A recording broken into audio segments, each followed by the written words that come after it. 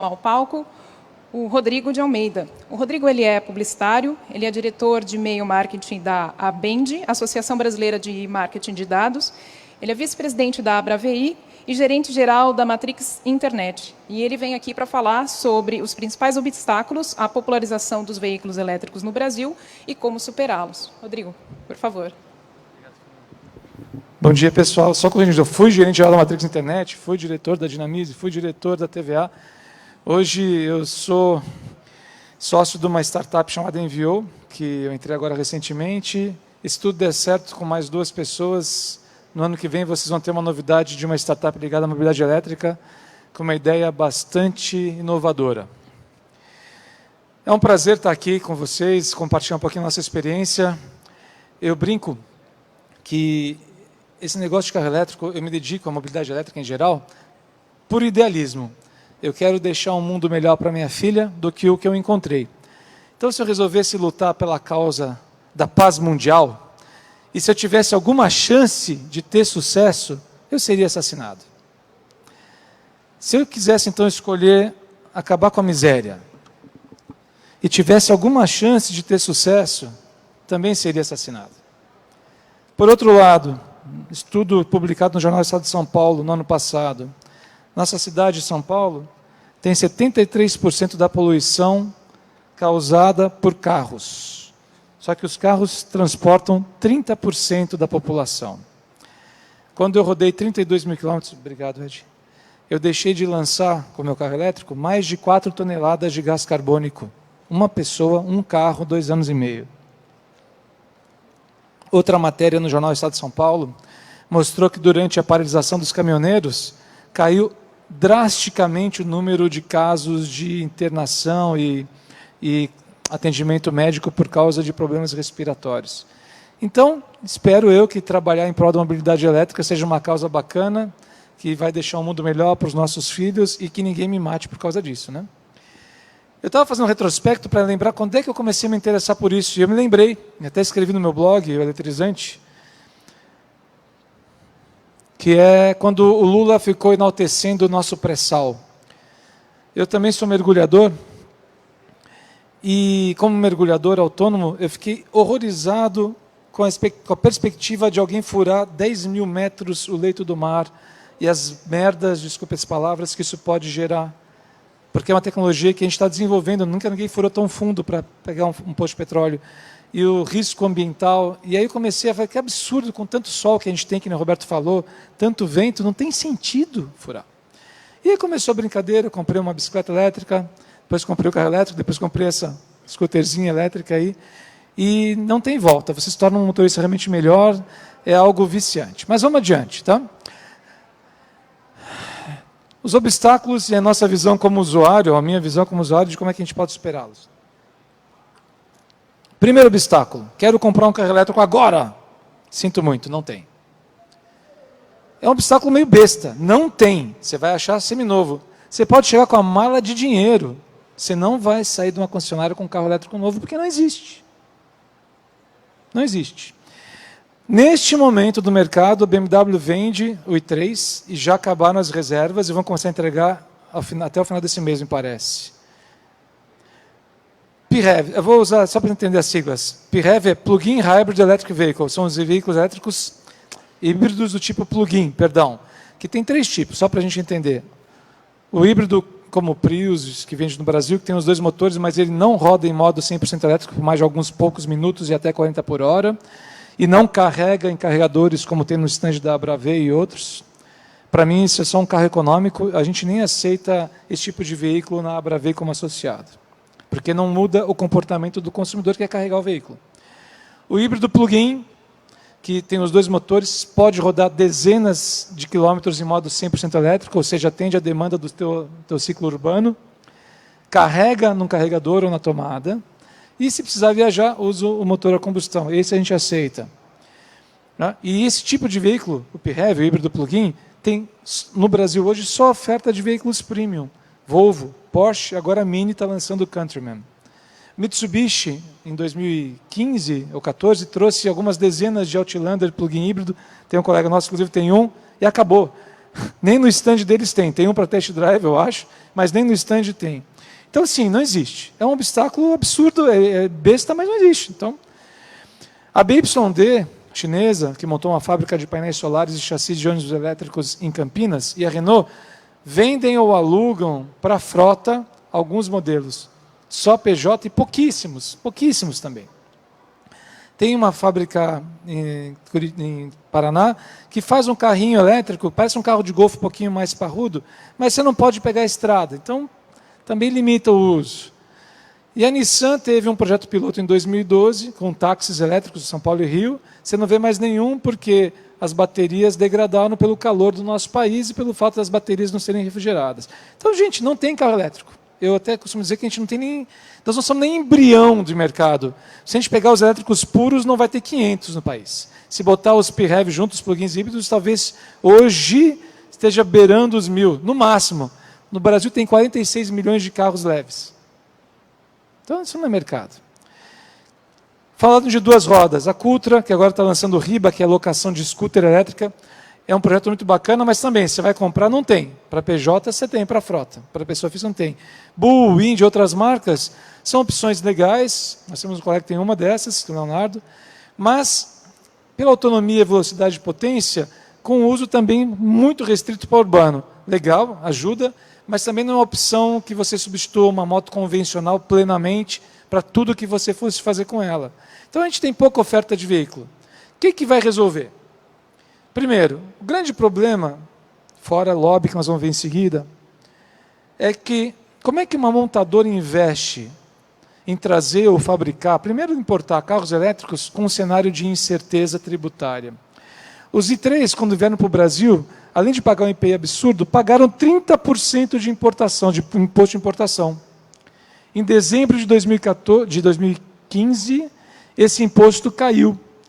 E aí, os carros eram modelo 2015, mudou o ano, 2016, em abril, a BMW baixou R$50 mil o preço do veículo, porque ia ficar micando com estoque defasado. E aí vendeu tudo, mas tomou prejuízo. Né? Por quê? Porque o governo resolveu tirar o imposto de importação que antes tinha. Aí o IPI era 25%. E aí tinha aquele burburinho, temos que baixar o IPI. Quem vai investir, quem montadora vai investir em gastar uma grana, trazer carro, qualificar a concessionária, se as regras do jogo não são claras? Agora ficaram. Foi aprovado na Câmara, a MP da Rota 2030, uma das coisas que ela traz é justamente a redução do IPI. Então a gente precisava de previsibilidade. As regras do jogo, quais são? Agora estão estabelecidas. E inclusive sobre essas regras de IPI, o Brasil conseguiu fazer uma coisa criativa. A gente inventou uma relação, um cálculo de peso-potência, que dificilmente um carro de uso pleno, estrada e cidade, vai conseguir pagar os tais 7%. É uma jabuticaba que nós fizemos. Eu brinco que a gente criou a versão 1.0 do carro elétrico para efeito de tributação. Outra coisa que vai ajudar a gente a ter carro é nós, cada um de vocês que tem condição de comprar um carro a combustão, começar a encher o saco das montadoras. O Léo fala bastante isso, né, Léo? A gente manda no Facebook, liga para o cara, vai na concessionária e fala, se tivesse elétrico eu comprava. Por quê? Se a gente não demonstra interesse, a gente adia a decisão da montadora em começar a trazer. As montadoras vão ficar tateando. Agora, esse salão, com certeza, vai ser um divisor de águas, porque está sendo evidenciado que tem gente, consumidor, interessado em comprar. Mas se vocês têm interesse em ter um carro elétrico em algum momento, e a informação legal, em 2022, o custo de produção do elétrico se iguala ao de um combustão, e aí passa a ser menor, então temos que começar a pressionar agora, porque até começar a vir modelos vai demorar. Tudo isso nós estamos vendo, tirando algumas poucas unidades do Zoe, que vão ser entregues, acho que rápido, poucas mesmo, só para o segundo semestre de 2019 que a gente vai conseguir comprar. E olha lá, o Bolt não tem nem pré-reserva, pessoal. Bom, então isso é o que a gente pode fazer. Outro grande obstáculo, quando tiver carro, preço. Cara, é muito caro. É muito caro. Dificilmente, é que nem a conta que alguns fazem para carro diesel. Você pega uma picape a gasolina e a versão dela é diesel, a diesel é muito mais cara. Para ela se pagar, tem que rodar muito a diferença de preço. O elétrico também. Não, Para você ter vantagem econômica direta no compra elétrico no cenário de curto prazo, tem que rodar demais. Quem compra hoje um carro elétrico, compra por atitude, principalmente. Mas a gente pode mudar essa realidade. Por quê? Além do custo estar reduzindo ano após ano, existe uma coisa que é linha de... Essa é a minha grande aposta.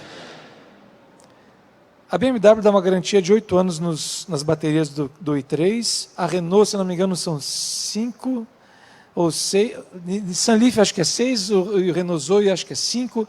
O fato é, os carros elétricos têm, geralmente, uma grande garantia das baterias. Se alguma instituição financeira, os próprios bancos das montadoras, resolverem fazer uma linha de crédito pelo prazo de garantia das baterias, nós vamos ter o efeito chamado Casas Bahia, que eu brinco. O cara chega lá, não tem cartão de crédito, e quer comprar um armário de R$1.000. A Casas Bahia financia para ele em 3 anos, ele paga 60 por mês. Ele nem vai fazer a conta que depois de 3 anos ele pagou 3 armários. Ele vai fazer a conta que R$60 cabem no bolso. Isso vai acontecer se alguma montadora com seu banco ou alguma instituição financeira, tipo o Santander, que tem aquela pegada sustentável, resolver fazer o seguinte: você vai comprar a bateria do Bolt, eu acho que são 8 anos também, ou 10 de garantia, vai comprar um Bolt, financiamento de 8 anos, pelo prazo da garantia, com portabilidade, porque eu quero vender meu carro depois de 3 anos, se o comprador do meu carro tiver crédito, assume o financiamento. O que vai acontecer?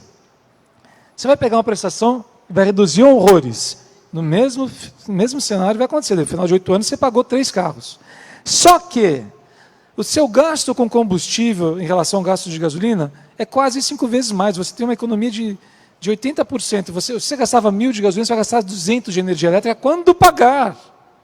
Porque ainda não está sendo cobradas recargas em eletropostos. Então, eu tenho uma prestação de um carro financiado de 8 anos que vai ser, sei lá, R$1.600. Porque mais ou menos por aí. Só que eu estou deixando de gastar R$600 de gasolina. Então, o meu desencaixe financeiro real vai ser 1.000, ou vai ser menos. Isso facilita a gente ter uma linha de financiamento que acompanha o prazo de garantia das baterias com portabilidade. Outra ideia que talvez possa ser usada no Brasil é o que a Renault fez, ou faz ainda na Europa, que é locar a bateria, que é a peça mais cara, isoladamente, do veículo. Aí você consegue tirar esse preço da aquisição do veículo, transforma isso em serviço e barata o preço. Né? Barateia o preço. Então, essas são soluções para a gente conseguir tirar esse obstáculo que é o preço elevado. Pode continuar sendo caro, mas eu consigo comprar. Terceiro obstáculo, e eu estou colocando eles em ordem do que eu considero de importância mesmo. Falta de conhecimento. A Abra veio e faz um trabalho muito bacana, e de formiguinha mesmo. A gente cansou de ir em eventos de encontro de carros antigos, Clube do Fusca, para poder pegar esse público que gosta de carros e começar a trabalhar corações e mentes, para explicar como é, como é que não é. E tem dúvidas muito interessantes. O Roberto passou por algumas delas. Mas o fato é, primeira dúvida, e isso não é sem motivo, existe um interesse em gerar essa confusão. Consumidor em geral, talvez vocês não, porque quem está numa arena falando sobre eletromobilidade já é uma pessoa que tem uma preocupação em buscar informação, mas em geral, se você perguntar para 10 pessoas, 9 vão dizer que carro híbrido é carro elétrico. E várias montadoras que têm híbridos convencionais tentam vender essa imagem, solução de eletromobilidade, carro híbrido. Não é. Não é. O consumidor acha que o carro... Bom, e por que isso é ruim? Porque daí você gasta uma grana e compra um híbrido e não ajuda o mercado de elétricos, porque não desenvolve o hábito de carregar o veículo e continua poluindo. Né? O consumidor fala assim, vou comprar um elétrico e vou ficar no meio da rua. Bicho, olha só, você fica sem gasolina no meio da rua? Só se você marcar bobeira, não é verdade? Mesma coisa com o elétrico. Inclusive, durante a paralisação dos caminhoneiros, eu fui com o meu carro, que também é o i3, para Santa Catarina, e fiz um monte de percurso na parte da Serra, Urubici, São Joaquim, parava para almoçar, pedia uma chupetinha na tomada do restaurante, que falou que estava acostumado com os motorhomes. Fui numa vinícola visitar, posso puxar minha extensão e ligar na tomada 220 aí? Então você ganha 10, 15 quilômetros nessa brincadeira quando está lá 1 hora. suficiente para continuar rodando. Você não fica sem bateria no meio da rua. Como você não fica sem gasolina no meio da rua, se você está atento ao que está acontecendo. Carro elétrico pode dar choque, já ouvi isso. Se pegar chuva, não dá para pegar chuva. A autonomia pequena não dá para viajar. De fato, enquanto não tiver carregadores rápidos ao longo das estradas, talvez algumas viagens sejam praticamente impossíveis de fazerem rápidas. Tem que parar, deixar cair no hotel. Só que, considere esse número porque não é fora dessa realidade. Você gasta 20% de energia elétrica em relação ao que você gastava de combustível. A economia é tão grande que nas poucas viagens que um consumidor padrão vai fazer no ano, compensa ele ter um elétrico e alugar um carro a combustão, se for o caso. Tá? Outra coisa, manutenção cara. Esse nosso colega de Portugal rodou 202 mil quilômetros já, trocou pneus, uma pecinha no bocal de instalação e é isso. Carro elétrico, o motor de um carro elétrico vai ter menos de 10 partes móveis. Você pega o motor a combustão, válvula, virabrequim, pistão, vai nomeando, um monte de rolamento. Então, assim, a manutenção é muito mais barata do que um carro, muito menor a necessidade e mais barata via de regra do que um carro a combustão. Carro elétrico é coisa do futuro. Não é. Inclusive, no mundo, nós demoramos 1 ano para sair de... Não, 2 anos para a gente sair de 3 milhões para 4 milhões, de 2 milhões para 3 milhões de carros, e demoramos 6 meses para sair de 3 milhões para 4 milhões de carros elétricos. Então, o crescimento é exponencial. Aqui no Brasil estão tentando jogar para frente por interesses, nós vamos ver mais para frente, políticos. Mas não é coisa de futuro. Aliás, os primeiros veículos eram elétricos. Só que, como a autonomia também era de dezenas de quilômetros, o veículo elétrico foi absorvido, acabou, foi suplantado pelos veículos a combustão pela facilidade de carregar e você ter autonomia, de abastecer e você seguir viagem. As mulheres, em 1900 e bolinha, e é bolinha mesmo, 1913, coisa assim, inclusive as mulheres preferiam os carros elétricos porque não tinham que girar a manivela. Isso é fato, tá? Então nós estamos voltando às origens, na realidade, com o carro elétrico. O que nós temos que fazer para resolver isso? E a gente já conversou via Bravei com várias montadoras, sempre a gente diz uma coisa assim, que tem que ficar clara na comunicação. E o Roberto falou sobre isso. O consumidor tem que entender o seguinte, se você tem uma tomada na garagem da sua casa ou no seu trabalho, você tem o seu posto de combustível. Ponto. Isso não é difícil de explicar, e quando a gente disseminar essa ideia, nós vamos tirar uma enorme barreira, que é essa falta de conhecimento e medo da autonomia. A gente não deixa o celular carregando durante a noite?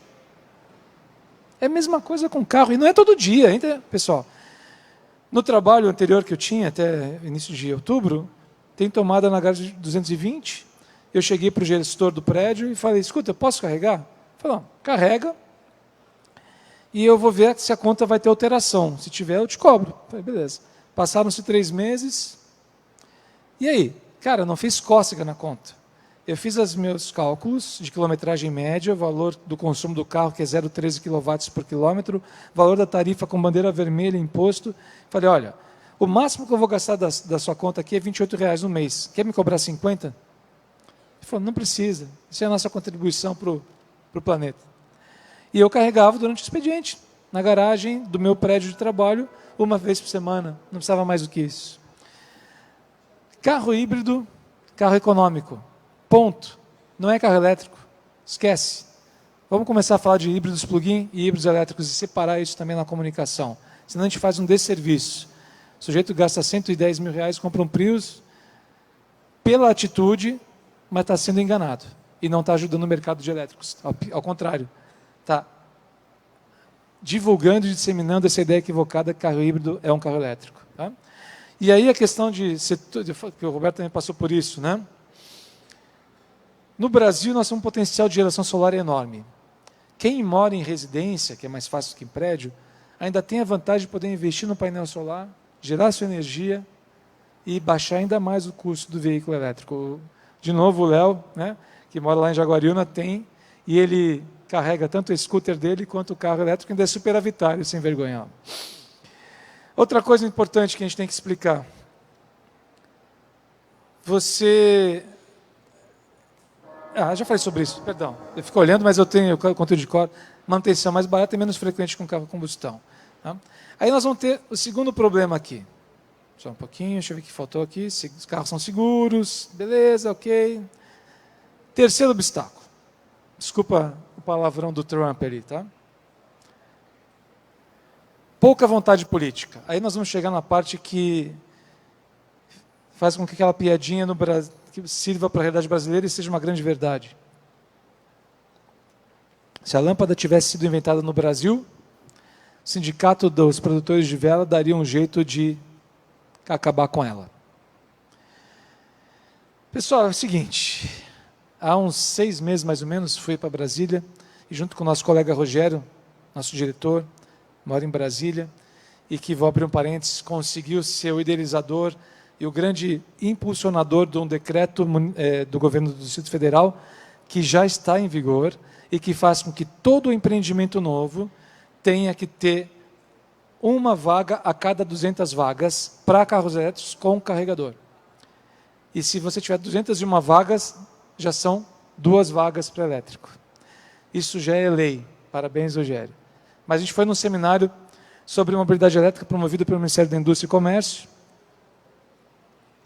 junto com a GIZ e outras entidades, e estava lá o pessoal do setor sucroalcooleiro, e que para mim é o grande lobby contrário, bancada ruralista aí, e a representante, não, a gente não é contra, não, tudo convive, só falando de híbrido. E eu quase levantei e fui embora, porque eu fui lá pagando no meu bolso a viagem para Brasília. Mas tudo bem, chegou uma hora que ela quase estava me convencendo que eles não são contra veículos elétricos. Aí eu vou fazer a dramatização do que aconteceu e não estou exagerando. Terminou a apresentação da moça, da área de usina de açúcar e álcool, todo mundo aplaudiu ela saindo, ela volta para o púlpito. Ó, pessoal, só para vocês saberem, na Europa custa 50 mil euros adequar um prédio para ter carregador para carro elétrico. E foi embora. Largou 50 mil euros sem falar qual a quantidade de carregadores, a potência, nada. Tipo assim, a mensagem que eu quero deixar para vocês, público, é que custa caro adequar o seu ambiente onde mora para um carro. Cara, então isso é um lobby ferrado contra. Eles querem que a gente gaste álcool, no máximo carro híbrido. Nem híbrido plug-in tem interesse, porque você não vai rodar com combustível no seu ciclo urbano. Existia também uma questão complicada, que travou até agora a Rota 2030, que era o Ministério da Indústria querendo ter incentivo para os elétricos, redução de imposto, e o Ministério da Fazenda, não. E foi uma briga que demorou muito tempo, atrasou demais o decreto do Rota 2030, tinha que ter saído no final do ano passado e foi ser publicado, mas entrou em vigor só agora, quase um ano depois. Então tem muito problema de falta de vontade política. Como é que a gente pode tentar contornar? A Bravei e outras entidades que são pró-mobilidade elétrica, inclusive não precisa nem ser uma entidade ligada a carros elétricos ou veículos elétricos, pode ser entidade de consumidores, de saúde, porque a gente melhora a qualidade do ar. A gente tem que começar um diálogo com esse novo governo e mostrar para ele o seguinte, cara, já que nós temos esse discurso bastante liberal, que eu gosto, e nacionalista, inclusive o nosso presidente eleito é um dos defensores dos nossos minérios, o nióbio, que vai ser usado, já está sendo usado em novas tecnologias de baterias para veículo elétrico, e a gente tem muito, ele quer exportar, a gente pode tentar mostrar para ele o seguinte, em vez de a gente ficar furando o pré-sal e gastando o petróleo, vamos fazer como a Noruega, que tem o maior volume de carros per capita do mundo, carros elétricos. Ela produz muito petróleo, ela exporta. Vamos exportar. E vamos botar usina solar, painel solar, e vamos ser limpo, vamos exportar tecnologia, também de bateria. Mackenzie desenvolve protótipo de bateria de grafeno, que é muito promissor. Itaipu desenvolve o protótipo de bateria de sal. As duas não são recicláveis e não tem nenhum tipo de resíduo poluente. Né? A gente pode se tornar, o Brasil pode se tornar um polo exportador de tecnologia de bateria. E a gente pode estimular, via governo, que indústrias que montem os veículos, desenvolvam eles aqui, tenham algum tipo de vantagem para a gente não ficar só importando. Existe espaço também nesse mercado para todo tipo de veículo, e isso tem que ser mercado. Se no mundo nós temos 4 milhões de carros elétricos hoje, e o Brasil tem 46 milhões de carros de combustão, não vai ser de um dia para a noite que vai sumir os carros da rua, os carros que gastam combustível, gente. Tem espaço para todo mundo. Né? A Abravet tenta fazer isso. Né? Outra coisa importante, se você investe em frota elétrica, pesada inclusive, ônibus, a gente diminui o gasto com saúde, governo. Tá a matéria, quando teve a paralisação dos caminhoneiros, que mostrou isso, a quantidade de intercorrências relacionadas a problemas respiratórios. Né? E o Brasil, como eu falei, repito, pode ser autossuficiente em termos de energia, se a gente tiver uma política de incentivo. Se hoje 4 milhões de veículos fossem elétricos, o consumo da geração atual seria de 1,62, imagina se você dá um subsídio ou dá um incentivo para você instalar painel solar. Isso vai cair por da metade. Então a gente pode ter um salto tecnológico enorme. O Brasil pode se transformar num polo exportador de tecnologia, ainda ser autossuficiente em termos de energia para toda a frota que vem por aí. Tá? Outra coisa importante, é um novo segmento de mercado que traz toda uma cadeia de valor junto. Mão de obra qualificada, tem que fazer curso, você pode ter novos cursos, desenvolve a parte de autopeças, desenvolve um monte de coisa, como desenvolveu a indústria do carro convencional. Se a gente não fizer algo via política governamental para estimular esse mercado, a gente corre o risco de viver a mesma coisa que a gente viveu na época da reserva econômica. Tudo que é tecnologia desfasada vai ser jogada onde? No Brasil. A Europa está banindo veículos poluentes. A Califórnia está banindo. Eles vão desovar onde? África e Brasil. Né? A gente compra tudo. E eu acho que o governo deveria tentar começar a eletrificar parte da sua própria frota para começar a estimular o mercado. Tendo frota pública do próprio veículo do governo, você começa a movimentar a cadeia produtiva, começa a movimentar manutenção, tudo isso. Último obstáculo, ou penúltimo, eu acho, manutenção em peças. Realmente, nem tudo são flores. E é importante ter um contraponto em relação à parte do Roberto, para a gente não achar que, puta, não é um mar de rosas ter carro elétrico no Brasil quando a gente fala de manutenção, quando ela acontece. Ela é rara. Tá? Mas o que nós temos de problema sobre isso? Pouquíssimas concessionárias habilitadas a mexer no carro elétrico, a praticamente inexistência de oficinas não autorizadas que podem mexer em carros elétricos, e as peças de reposição, pelo menos do BMW, que é a experiência que a gente teve, no Brasil, são absurdamente caras. 2 exemplos. O pneu do i3, que é um pneu, uma medida específica feita para esse carro junto com a Bridgestone, custa entre 146 e 160 dólares nos Estados Unidos. Na concessionária, vão te cobrar entre 2.200 e 2.400. É ridículo. A Abravet conseguiu fazer uma compra direto da fábrica e pagou de 300 a 500 reais. Então, margem, todo mundo tem que ter. O negócio não é filântropo. Mas cobrar 2.200 no pneu que a gente conseguiu comprar por 300 é dizer assim, você é um otário, consumidor. E isso não dá para admitir. Peça. Uma das peças mais caras do BMW 3 é um módulo que controla a bateria. Esse módulo custa 3.800 dólares nos Estados Unidos. No Brasil, a última nota, trocada em garantia, quando deu o problema que eu vi, 64 mil reais. De novo, otário consumidor. Existe uma coisa que é margem de lucro, não existe outra coisa que é ser desrespeitoso. Mesmo com o custo do Brasil e os impostos, tem muita margem aí. Então isso é um problema. Não sei como as outras montadoras vão tratar. Só que já tem iniciativas para poder mudar. E aí eu fiz uma crítica e vou fazer um elogio. A BMW fez uma iniciativa com o Senai de São Paulo e está tendo um curso de qualificação, de formação de mecânicos para veículos elétricos. Show de bola! Outra coisa, a Land Rover faz isso, e acho que a BMW também tinha. Você tem um negócio chamado Land Rover Care. Você paga um pouco a mais na compra do carro, acho que é R$2.000, e tem 5 anos de manutenção, um custo muito pequeno. Cobre uma série de coisas. Eu acho que isso, para a realidade brasileira, é importante que as montadoras pensem. Você oferece como um serviço adicional uma garantia estendida, paga R$2.000, R$3.000 a mais no início, mas fica coberto sobre alguns defeitos que, se tiver que trocar peça fora da manutenção, fora da garantia, perdão, seriam caros. Então, são as soluções que a gente pode tentar começar a ver aqui. Está aí o caso da BMW que eu falei, com o Senai de São Paulo, uma grande iniciativa. Vou dar um número mágico do Rodrigo, Instituto Rodrigo de Pesquisas Empíricas. Tá? Eu acredito que quando a gente tiver 10 mil carros elétricos no Brasil, 10 mil, a gente tirou o mercado da inércia, a gente empurrou a bolinha de neve, e ela começa a rodar e ninguém mais segura. Porque com 10 mil, já acho que é um número suficiente para puxar toda a cadeia de um carro elétrico. Formação de mecânico, abertura de oficinas especializadas fora da concessionária, investimento em carga, em eletropostos, porque se eu tiver 1000 neguinhos descendo imigrantes para a praia no verão, e eu tenho um posto de gasolina ali, eu falei, porra, se eu gastar 150 mil, eu boto um carregador elétrico aqui rápido. Posso cobrar por isso, pela recarga, porque a ANEEL já permite. E o sujeito que para carregar vai ficar no mínimo meia hora e gastando no meu posto, faz as contas, cara, dá payback em 6 meses. Aí começa a investir. Por fim, falta de incentivo. O Brasil tem pouquíssimo incentivo. Tem incentivos financeiros, tem incentivos não financeiros. E eles podem acontecer em todas as esferas, federal, municipal e estadual. Então, o que a gente tem hoje, por exemplo, aqui em São Paulo, de incentivo? E detalhe, quando eu falo de incentivo, nenhum usuário de carro elétrico que eu conheço, são pouquinhos, né? Então dá para conhecer quase todo mundo aí, espera ter benefícios desse tipo para sempre. Ninguém quer ser o privilegiado. Então, tudo que a gente comenta aqui agora é para ter data para acabar. Quando tiver um número X de carros emplacados, pode tirar.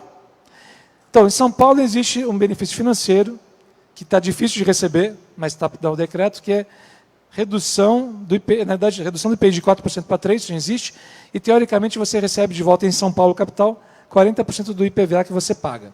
Tá? Eu falei IPI, não, IPVA.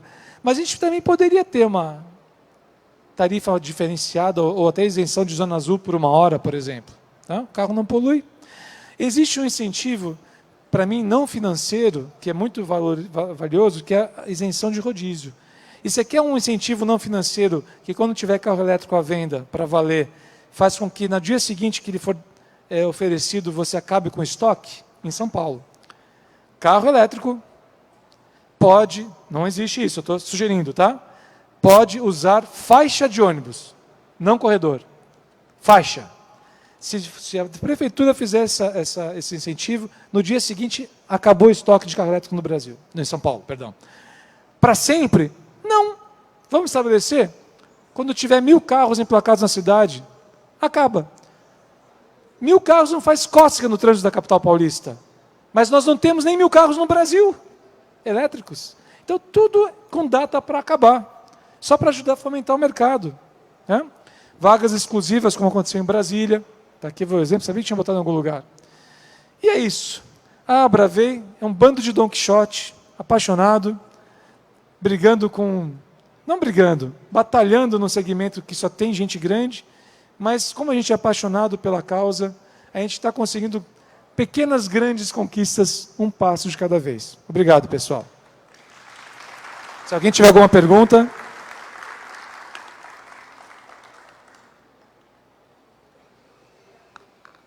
Só um pouquinho que alguém vai te levar um microfone aqui. Ó. Alô, alô, tá ligado? Quem? Você está... Obrigado. E aí, Fernanda, estou por você. A hora que você falar que acabou, fechamos as perguntas, tá? Eu agradeço, obrigado, bom dia para todos. A bateria, eu fiquei sabendo, 8 anos. E o resto do mecanismo? Ele tem 30%, pelo que eu entendi, de peças, câmbio, diferencial, tal. E quanto que é a garantia do restante? Vamos lá, vou falar do i3. O carro elétrico, ele é totalmente igual a um carro a combustão, à exceção do motor elétrico e bateria. Suspensão, volante, mesma coisa, ar-condicionado. No caso do i3, o carro tem garantia de 2 anos, o casco, vamos dizer assim, suspensão, tudo que não é ligado à bateria tem 2 anos de garantia ou 100 mil quilômetros também. E a bateria são 8 anos ou 100 mil quilômetros. A parte mecânica de um carro elétrico vai dar a mesma manutenção do que a parte mecânica de um carro a combustão. Se você tem que trocar pivô de bandeja, vai ter que trocar no carro elétrico. Se tem que trocar terminal de direção, vai ter que trocar no elétrico. Ele não é mais forte do que um carro a combustão. Só que o motor, que é algo que costuma dar muita manutenção, troca de filtro, troca de óleo, né? Esse tipo de coisa, contaminação, problema com código de combustível ruim, troca de vela, isso não existe no elétrico. E aí que a manutenção se torna muito mais barata, porque você mexe muito rápido em motor para trocar os consumíveis dele, e o motor elétrico não tem nada disso. Os periféricos, as peças do motor 100% elétrico, porque tem não é só o motor, tem um ali...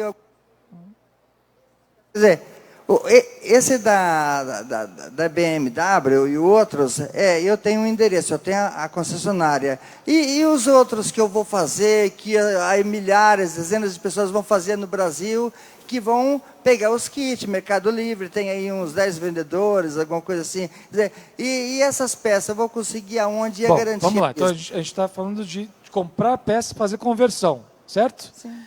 Esse é um mercado que a gente aposta muito na Abraveio, que pode ser uma forma de popularizar também veículos elétricos. Até nem coloquei aqui, porque nós temos uma questão assim, transformar um carro elétrico é desafiador, mas para quem conhece, não é nada muito impossível. Nós temos aqui o Júlio está por aí, está lá, que fez um trabalho magnífico no C3. Vai ter mais gente com carro convertido. Qual que é o problema no Brasil? Homologar. Você ter o documento dele para elétrico. Então, isso seria nós temos que desburocratizar um pouquinho o processo, mas vamos falar sobre isso.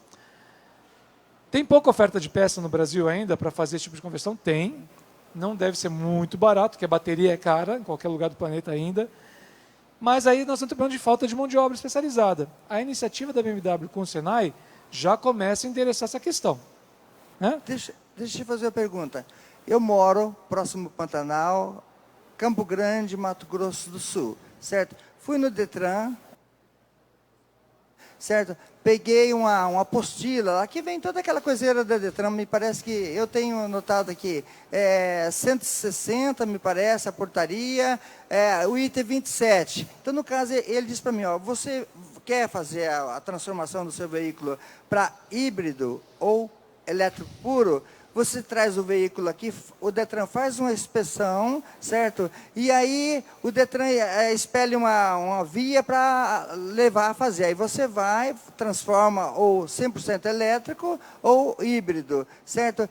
Pega com o engenheiro um projeto, tudo lá certinho, assinado pelo engenheiro, traz aqui de novo o veículo, aí vai ser inserido, que CV, híbrido, vai ter no certificado CV e quilowatts, ou então elétrico quilowatts. Então eu tenho isso, peguei no Detran. Não é impossível converter e homologar, mas não é simples como parece.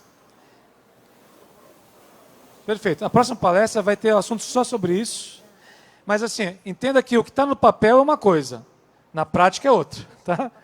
Inclusive, acho que o único Gol elétrico do Brasil, que é o nosso colega Elifas, ele levou, acho que 4 anos para conseguir homologar. Claro que o próximo Gol que ele fizer vai ser muito mais rápido, certo? Mas 4 anos. Gente, sobre isso, segura um pouquinho a tua dúvida. Nós temos uma pessoa que é expert no assunto, que vai poder responder na próxima palestra. Sobre o que a gente falou que não tem a ver com conversão. Se não tivermos mais perguntas, tem mais uma pergunta aí. Uma, duas, e a gente encerra então, porque eu também não posso ficar abusando do tempo aqui, tem mais gente. Uma só.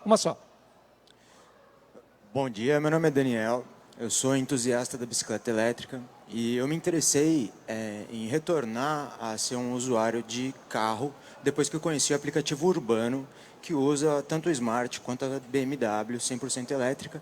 Eu fiquei curioso com essa parceria do Senai com a BMW. Queria saber se tem alguma coisa a ver com essa frota pequena que eles têm. Não.